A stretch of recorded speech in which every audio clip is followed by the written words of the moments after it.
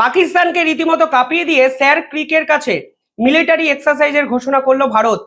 আজকে ভারত অফিসিয়ালি জানিয়েছে যে তারা অপারেশন ত্রিশূল নামক একটি মিলিটারি এক্সারসাইজ আরব সাগরের তীরে করতে চলেছে, যেখানে একই সঙ্গে ভারতের স্থল, জল এবং বায়ুসেনা একই সঙ্গে মিলিটারি এক্সারসাইজ করবে।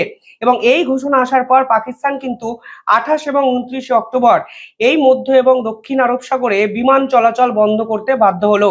কিছুদিন আগে এই স্যার ক্রিককে কার্য করে কেন্দ্র করে ভারতের প্রতিরক্ষা মন্ত্রী সরাসরি পাকিস্তানকে কিন্তু হুঁশিয়ারি দিয়ে বলেছিলেন যে ভারতের কাছে ইন্টেলিজেন্স মারফত খবর আসছে যে স্যার ক্রিকের কাছে পাকিস্তান মিলিটারি ডিপ্লয়মেন্ট করতে শুরু করেছে।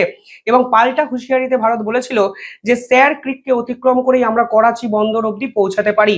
ঠিক তার পরের দিন ভারতের সেনাপ্রধান বলেছিলেন যে পাকিস্তানকে ভৌগোলিকভাবে ম্যাপ থেকে হাঁটিয়ে দেওয়ার পরিকল্পনা ভারত করবে যদি স্যার ক্রিককে কেন্দ্র করে বাড়াবাড়ি পাকিস্তানের পক্ষ থেকে করা হয়।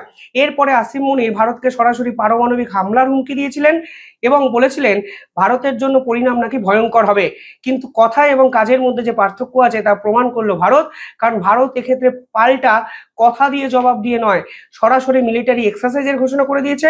এবং ভারত কিন্তু পরিষ্কার বুঝিয়ে দিয়েছে যে কোনো হুঁশিয়ারি নয়, এবার সরাসরি পাল্টা অ্যাটাকের পথে ভারতের মিলিটারি ছাপাতে পারে যদি পাকিস্তান এই ধরনের কথাবার্তাগুলো বলে।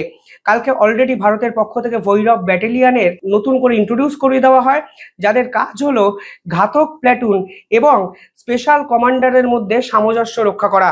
অর্থাৎ ভারত কিন্তু ছলে বলে কৌশলে বুঝিয়ে দিচ্ছে ভারতের সেনাবাহিনীকে ভারত অনেক বড় কোনো অপারেশনের জন্য কিন্তু তৈরি করছে।